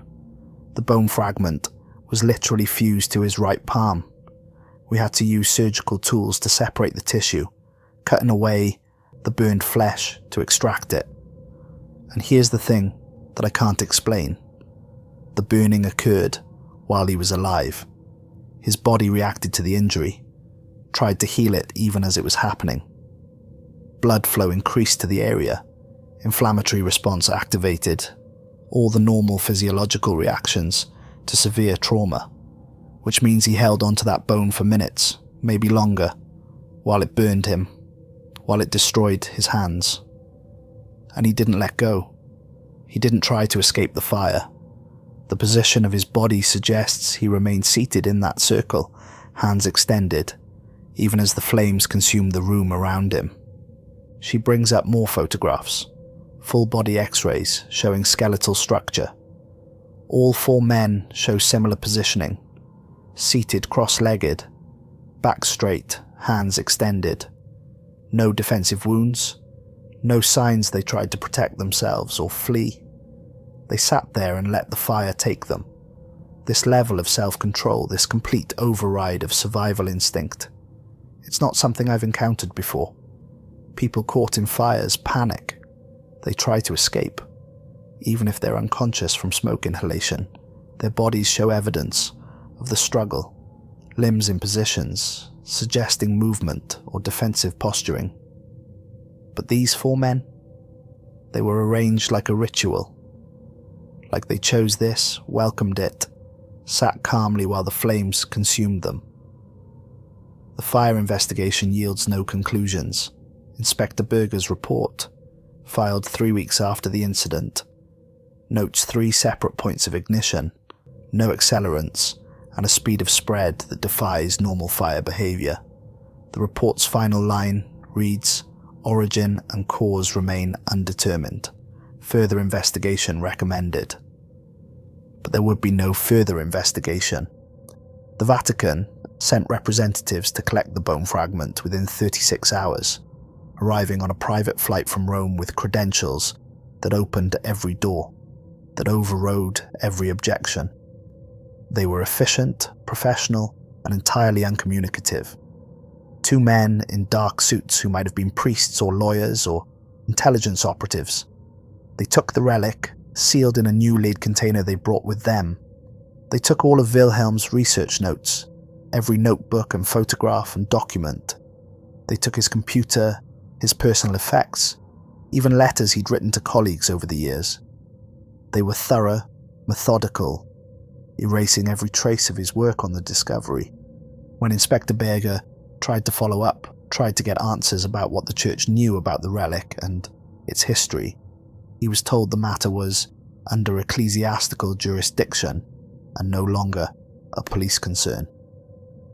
The Vatican's legal team sent a formal letter citing diplomatic immunity, religious autonomy, and a host of other legal barriers. The message was clear. The church was handling this internally, and civil authorities had no standing to interfere. Berger has the letter framed on his office wall, not as a decoration, but as a reminder that some questions don't get answered, that some cases close without resolution, that power takes many forms, and some are beyond the reach of police and prosecutors. The 3 surviving monks, brothers Matthias, Joseph, and Lucas, spent 2 weeks in psychiatric care at a facility in Munich that specializes in religious crises and faith-related psychological trauma. The hospital records note dissociative amnesia, inability to recall events between December 5th and December 12th. They remember attending prayers, remember routine daily activities, remember the discovery of the sealed chamber, but the days in the crypt, the experiences with the bone fragment, the things Wilhelm said and showed them, all of it is gone, erased from conscious memory as if it never happened. The psychiatrists treating them note that this kind of complete amnesia, affecting the same time period in 3 separate individuals, is extremely unusual. But trauma, they explain, can do strange things to memory. The mind protects itself by forgetting what it can't process, by creating gaps where terrible experiences used to be. The 3 men are diagnosed with shared psychotic disorder, religious delusion, and trauma-induced dissociative amnesia. They're treated with therapy and medication, watched carefully for signs of ongoing crisis. After 2 weeks, when they seem stable, when they can speak coherently about the tragedy without breaking down, they're released into the care of their families on the condition that they receive ongoing therapy and regular psychiatric evaluation. Brother Matthias lives in Stuttgart now, far from Bavaria, far from anything that might remind him of Sankt Korbinian Abbey. He works as a librarian at university, cataloguing books, helping students with research, living a quiet life that's carefully structured to avoid anything that might trigger memories he doesn't want to recover. He agreed to one final interview, conducted in a quiet cafe far from any church, on the condition that his location not be revealed. "I don't remember what happened in that crypt," he says, his voice barely above a whisper, his hands wrapped around a coffee cup for warmth even though the cafe is heated. The doctors say that's common with trauma. The mind protects itself by forgetting, by creating a barrier between the present and the past that's too painful to access. They say I might never remember, and that's probably for the best. He stares into his coffee cup, watching the liquid ripple with the slight tremor in his hands. "But I have dreams. Every night, sometimes multiple times a night. They're vivid, more vivid than normal dreams. They feel more like memories than imagination." He pauses, choosing his words carefully. In the dreams, Wilhelm is standing in a doorway made of light. Not regular light, not like sunlight or lamplight. Something else, something that's bright, without being harsh, that illuminates without casting shadows. It's beautiful, the most beautiful thing I've ever seen, but it also hurts to look at. Not physically, but in a way that I can't quite describe. Like it's cleansing you of something heavy you've carried your whole life, burning away impurities, but the burning is both painful and necessary and ultimately good. Wilhelm stands in the doorway and he's smiling. He looks younger than I remember, healthier, like whatever was consuming him in those final days has been lifted away. He's trying to tell me something. His mouth moves, he's speaking, but I can't hear the words. It's like there's glass between us, or like we're in different rooms and the sound won't carry. But I know what he's trying to say is important. Something about freedom, about the truth of what we are beneath the flesh, beneath the illusions we mistake for reality. Something about the door being open now, and anyone can walk through if they're brave enough, if they're willing to let go of everything that keeps them chained to the material world. He looks up and there are tears in his eyes tracking down his cheeks. I always wake up before I can hear the whole message, and I'm left with this feeling, this terrible longing for something I can't name. Like I've lost something precious, something I had for a brief moment and then it was taken away. The psychiatrist says it's grief, that I'm mourning Wilhelm and the others in the only way my subconscious can process. But it doesn't feel like grief, it feels like homesickness, like I've been away from home for a very long time and I caught a glimpse of it in the dream, and now I'm stuck here, wherever here is, longing to go back. He wipes his eyes with the back of his hand. I miss him. I know that sounds insane after what happened, after he died and took 2 others with him, nearly took me too, but I miss him. I miss his gentleness, his intelligence, the way he could make medieval history come alive when he talked about it. And part of me, the part that dreams, wishes I'd stayed in that crypt, wishes I'd opened the door with them, gone wherever they went. The psychiatrist says that's suicidal ideation, a symptom of depression and trauma. Maybe it is, but it feels different. It feels like loss, like I had a chance at something extraordinary, and I let fear keep me from taking it. Bishop Ernst Müller retired 6 months after the fire, stepping down from his position at age 64, earlier than expected. He planned to serve another 5 years, to see through several projects he'd initiated, to mentor younger priests coming up through the diocese. But after December 12th, he couldn't continue.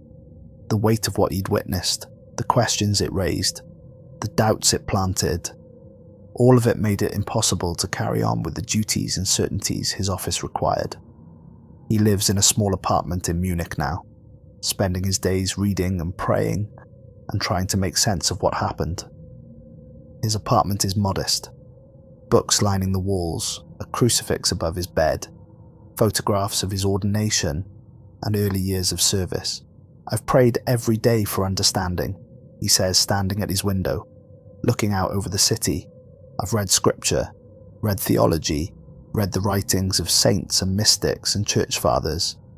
I've talked to other bishops, to theologians, to the Vatican officials who came to collect the relic, and I'm no closer to understanding than I was that day in the crypt when Wilhelm told me he was going to open the door. He turns from the window, his face lined with grief and doubt that he can't hide behind professional composure anymore. Whatever Wilhelm found down there, whatever he believed Corbinian showed him, I pray no one else ever finds it. I pray that bone fragment was destroyed, despite what the Vatican claims. They won't tell me what they did with it, won't confirm or deny its destruction. It's sealed under some level of classification I don't have access to, handled by whatever department deals with dangerous relics and suppressed knowledge. I pray that this was an isolated incident, a tragedy born of mental illness and religious obsession. Nothing more. That's the official explanation, the one we're supposed to accept and move on from. A brilliant scholar suffering a psychological break, creating a shared delusion that led to group suicide. It fits all the facts, and it's the explanation the church is comfortable with. He sits down heavily in his chair, suddenly looking older than his 64 years. But I don't believe my own prayers. I was there, in that crypt. I looked into Wilhelm's eyes. I heard his voice. And whatever he saw, whatever he experienced, it was real to him. More real than anything else in his life. Real enough to die for. Real enough to burn for. He was many things, but he wasn't insane. His reasoning was clear. His arguments were coherent. His scholarship was impeccable, right up to the end. He didn't believe he was opening a metaphorical door. He believed in the literal truth of what he was doing. And the way he died, the way they all died, seated calmly in a circle while fire consumed them. That takes a level of certainty I've never possessed. A faith so absolute that ordinary survival instinct doesn't even register. I've spent 40 years as a priest, devoted my life to faith and service, but I've never been that certain of anything. And that scares me. Because if Wilhelm was wrong, if it was all delusion and madness, then certainty itself becomes suspect. But if he was right, he trails off, unable or unwilling to complete the thought. Dr. Helena Zimmermann published a paper 6 months after the fire, a scholarly examination of medieval heresy suppression in Bavaria. It was published in a prestigious journal of medieval studies, 45 pages dense with footnotes and academic jargon, the kind of careful scholarship that she and Wilhelm both practiced. But near the end, in a section titled Unresolved Questions and Future Research, she allows herself a moment of speculation that's unusual for academic writing, a personal reflection that reviewers questioned, but ultimately allowed to stand. The Bogomils, the Cathars, the Waldensians, the Free Spirits, all these medieval movements claim to have discovered truths that the institutional church wanted buried. They spoke of gnosis, of direct mystical knowledge, of ways to transcend the material world through understanding rather than ritual. They described techniques of meditation, of fasting, of sensory deprivation that allegedly opened doors to higher consciousness. The church crushed them all, often with extreme violence, and destroyed their writings so thoroughly that we can only reconstruct their beliefs through the accusations of their persecutors, through Inquisition records, and condemnations that may or may not accurately represent what these groups actually taught. She continues, but what if some of their texts survived? What if some of their practices, their techniques for achieving altered states of consciousness, were preserved in hidden places, in sealed chambers, in forgotten libraries, in relics that carried more than just symbolic significance? What if the church was afraid not just of their theology, but of what their theology could do to people, of experiences it could unlock, perceptions it could change, states of consciousness it could induce? Modern psychology and neuroscience have documented religious experiences, mystical states, ecstatic visions that involve measurable changes in brain activity. Temporal lobe stimulation can produce feelings of divine presence. Certain meditation techniques can induce states that practitioners describe as transcendent, as breaking through the illusion of separate selfhood to experience unity with the divine. What if the medieval heretics had discovered, through centuries of experimentation and transmission, techniques that reliably produced such states? And what if exposure to certain objects, certain relics, certain psychological prompts could trigger these techniques in susceptible individuals? The paper's conclusion is more circumspect, returning to proper academic distance. The events at Sankt Korbinian Abbey in December 2023 may have been a tragedy born of delusion, a case study in shared psychotic disorder amplified by religious imagery and isolation. Or they may have been something else, an intersection of medieval history, religious practice, and psychological phenomena that we don't yet fully understand. We may never know with certainty, but the questions raised deserve further investigation, careful study of how religious belief intersects with altered states of consciousness, how historical artifacts can carry psychological significance beyond their material nature. This is not to endorse supernatural explanations or to suggest that the heretics' theological claims were literally true, but it is to acknowledge that human consciousness remains incompletely understood, and that dismissing these events as simple madness may prevent us from learning something important about the intersection of faith, psychology, and historical trauma. The abbey stands empty now, the east wing a gutted ruin open to the sky. The diocese has no plans to restore it, no budget for rebuilding what was lost. The land itself seems tainted, avoided by locals who once took pride in the ancient monastery, who visited for feast days and special services, who valued it as a connection to their medieval past. Now they drive past without slowing, avert their eyes from the blackened stones, tell their children not to play in the ruins. The western wing, structurally sound but abandoned, stands as a monument to tragedy, its windows dark, its doors locked and sealed. The bones of saints rest in their shrines in the western wing, untouched by the fire, but no one comes to venerate them anymore. The archives, damaged by smoke and water but largely intact, contain their centuries of accumulated knowledge, but no scholars come to study them.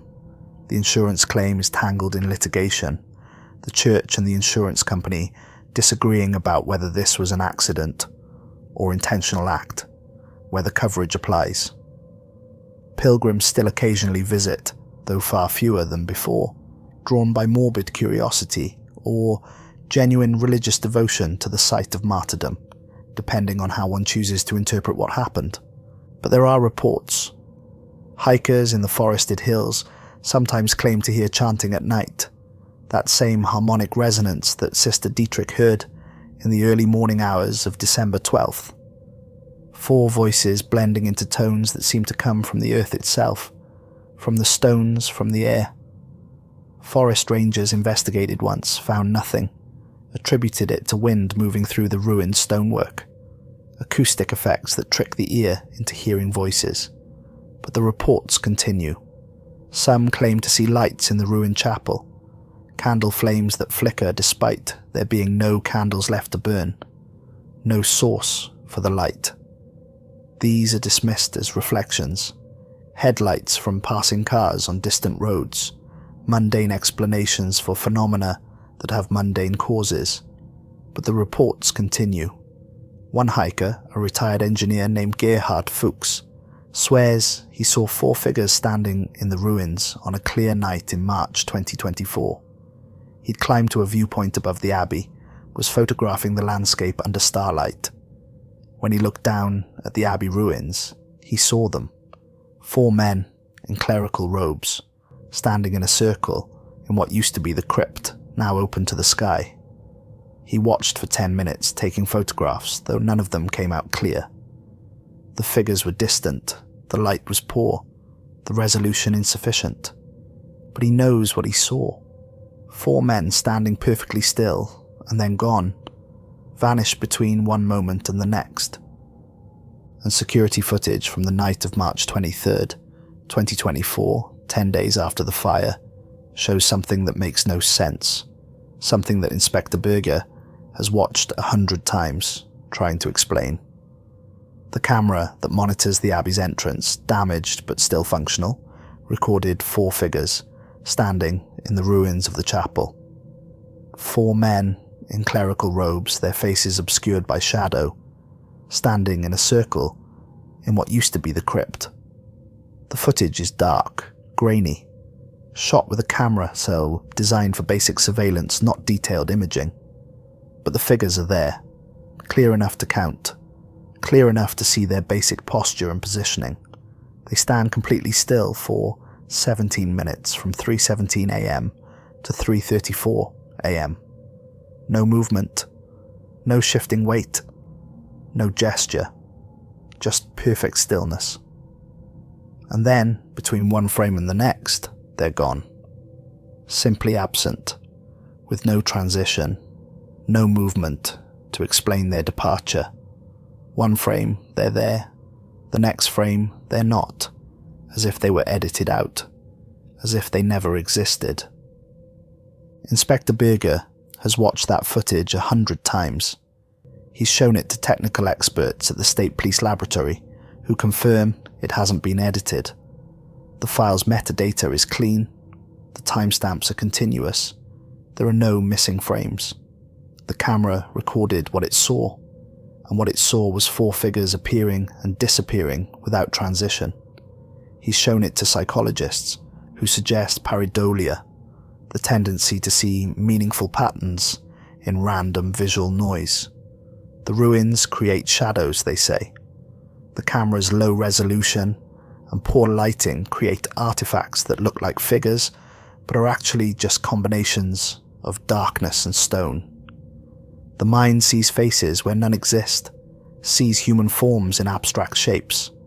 It's a well-documented phenomenon, nothing supernatural about it. But Berger knows what he saw. And late at night, when he can't sleep, when he's reviewing case files and drinking too much coffee, he thinks about what Wilhelm said in that crypt. The door opens inward. The bone fragment's current location is classified at the highest level of Vatican security. Official inquiries are met with polite refusals to comment. References to ongoing internal investigations, suggestions that some matters are best left to church authorities. Vatican sources, speaking anonymously to a journalist from a German newspaper, claim it was destroyed through a ritual process of consecration and disposal, blessed and broken and scattered in a remote location that will never be disclosed. But when pressed, when asked for documentation or confirmation, officials simply say the matter is sealed under ecclesiastical authority and no further information will be released. The Vatican has a long history of sealing away dangerous objects, suppressed texts, relics of questionable authenticity or unsettling provenance. Their archives contain secrets that span centuries, documents that will never see public light, objects kept behind locked doors and ancient wards. Whether the bone fragment was destroyed or simply moved to a more secure prison, whether it lies scattered in pieces or sits intact in some vault beneath Rome, no one outside a very small circle will ever know with certainty. The photograph from Wilhelm's ordination in 1999 sits on Sister Dietrich's mantle in a simple frame she bought from a shop in Freising. He's so young in it, only 25, fresh from seminary. He's standing on the steps of Freising Cathedral, wearing new vestments, holding his missal, surrounded by family and friends. His smile is open, genuine, full of hope and faith, and the belief that knowledge and truth are the same thing, that scholarship in service of faith is the highest calling. She looks at it every day, prays for his soul every day, though she's no longer sure what she's praying for. Forgiveness for suicide, understanding for a man who died, believing he'd found something true, peace for a soul that might not have wanted peace, or perhaps she's praying that he found what he was looking for, that in those final moments, standing in a circle with 3 others who'd seen what he'd seen, holding that ancient bone while the fire raged around them, he discovered the truth he'd been seeking, that the door he spoke of actually opened, that somewhere beyond death, beyond the dissolution of flesh in flame, he and the others found the freedom they'd sought. She doesn't know if that's a prayer the church would approve of, doesn't know if hoping for the reality of a heretic's vision is itself a kind of heresy. But it's what she prays anyway, in the quiet of her apartment, speaking words that no one but God will hear. The last entry in Wilhelm's journal, written in the early morning hours of December 12th, was discovered in the ruins of his room in the Abbey's western wing. The room itself was untouched by fire, but smoke damage had infiltrated everything, covering surfaces with greasy black residue. The journal was on his desk, closed, the pages singed at the edges but readable. The handwriting is steady, calm, almost serene, the handwriting of a man who's made his decision and has no doubts. Today we complete the work. Korbinian has shown us the way. The medieval church believed they were imprisoning him, but they were actually preserving him, protecting the seed of enlightenment through 7 centuries of darkness. Lead and stone and wax couldn't contain consciousness that had transcended physical form, could only slow its influence, restrict its ability to teach. But preservation was enough. The seed waited, dormant but alive, for someone ready to receive what it had to offer. Now that seed can flower. Through our willing sacrifice, through our understanding and acceptance, we open the door he showed us. Not a physical door, though the untrained mind needs physical metaphors to grasp spiritual truth. The door of perception, the door of consciousness itself. We step through together, leaving these shells of flesh behind, joining with the divine spark that the demiurge tried so hard to trap in matter. The entry continues. I'm not afraid. I've never been more certain of anything in my life. Everything I've done, every year of study, every hour in the archives, every paper I've written, it was all preparation for this. God, the real God beyond the false God of matter, has been guiding me toward this moment, toward the discovery of Korbinian's remains, towards the understanding of what he taught, toward the willingness to take the final step that he took. This is not suicide in any meaningful sense. Suicide is the destruction of something valuable, the ending of consciousness, the negation of possibility. What we're doing is release, liberation. the butterfly leaving the cocoon, except the cocoon is flesh and the butterfly is spirit finally free to fly. The pain will be brief, a moment of transition, and then clarity, then light, then home. The final paragraph. If anyone reads this, know that we went willingly. Know that we go in joy, not despair. Know that Corbinian was not a heretic, but a teacher, and his lesson endures through centuries of suppression. The Church tried to bury the truth, but truth cannot be destroyed, only hidden. And what is hidden can be found. The door is always there, waiting for those brave enough to look. The door is always there, waiting to be opened. The door opens inward. You don't search for it in the world outside, in rituals or sacraments or institutional structures. You search for it within, in the depths of consciousness, where the divine spark still remembers what it was before the fall. Look within, find the door. Walk through, be free. The journal ends there. The rest of the page is blank, white space that seems to wait for words that never came.